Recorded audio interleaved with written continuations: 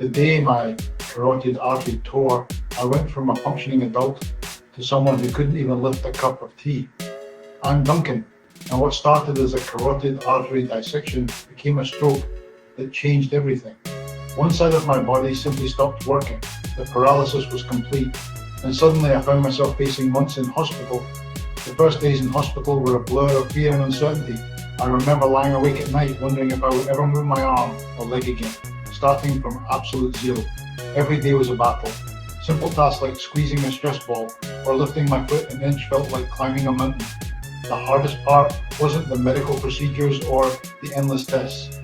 It was watching my family's faces when they realized I couldn't do the simplest things anymore. Brushing my teeth, getting dressed, even sitting up properly, everything had to be relearned. I couldn't have done it alone. The nurses, therapists, and my family became my lifeline, cheering me on through every setback and small victory. But here's what I discovered during those long months of rehabilitation. Your brain is remarkably stubborn about getting back what it's lost. There were days I wanted to give up.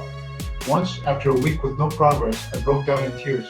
But my therapist reminded me that healing isn't always visible. Every tiny movement felt like a victory. The first time I managed to wiggle my fingers, I nearly cried. When I took my first supported step, the physiotherapist cheered louder than I did. Slowly, I graduated from wheelchair to walker, then to taking my first steps with help. Each milestone felt impossible until it happened. The journey back isn't linear.